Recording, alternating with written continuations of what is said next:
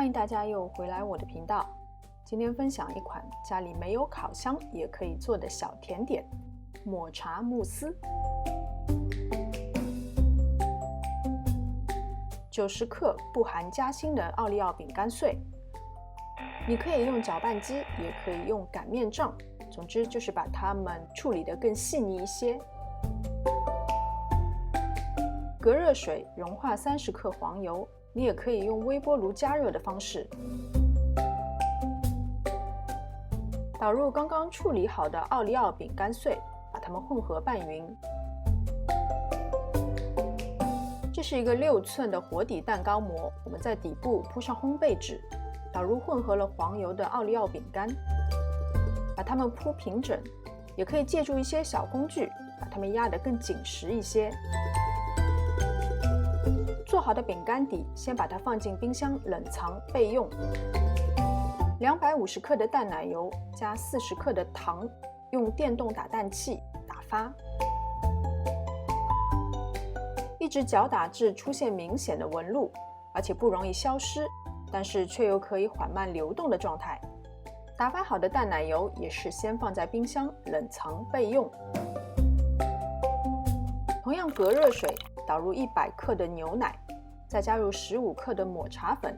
刚刚打发淡奶油的打蛋器不用清洗，直接拿来这边使用。因为要拌匀抹茶粉并不是那么容易，所以用电动打蛋器可以加快这个过程。盆下面的水不需要沸腾，只要保持牛奶是温热的状态就可以了。加热牛奶，一来有助于拌入抹茶粉，二来融化这10克的吉利丁粉也需要用到温热的液体。为了使慕斯的口感更为细腻，搅拌均匀以后，我们再过筛一次，然后再把抹茶溶液和刚刚打发好的淡奶油混合均匀，我们的慕斯糊就完成了。慕斯蛋糕真的是对新手非常友好的一款小甜点。首先它不需要烤箱，然后操作起来也是非常简单，所以即使你什么都不会，但是又想给孩子或是男朋友做一款生日蛋糕的话，选慕斯蛋糕就没有错了。完全拌匀了以后，就可以把慕斯糊倒入刚刚已经做好了的饼干底上面，稍微正平表面，如果表面有一些小气孔的话，可以用竹签刺破它，然后送进冰箱冷藏至少4个小时或是隔夜。冷藏过后的慕斯已经凝固了，脱模我们可以用敷热毛巾的方式，或者是用电吹风的热风对着吹一会儿，就很容易的脱模了。不过不管是敷热毛巾还是吹热风，时间都不要太久，以免慕斯太过软化，脱模也不好看。找一个高一点的杯子，然后轻轻的往下面拉扯这个蛋糕模，慕斯就会被顶出来。其实这个时候的抹茶慕斯已经可以吃了，但是为了让它更好看一些，我们还是要进行简单的装饰。首先就是在它的表面撒薄薄的一层抹茶粉，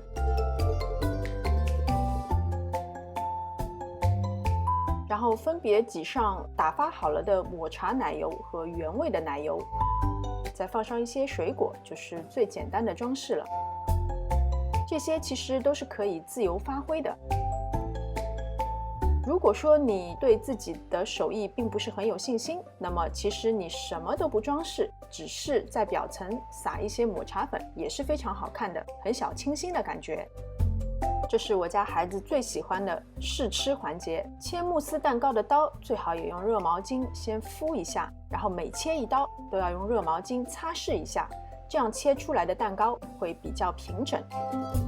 真的是入口即化，而且口感非常的细腻。糖的分量真的不算多，用的抹茶粉还算是高品质的，抹茶味非常的浓郁，甜而不腻。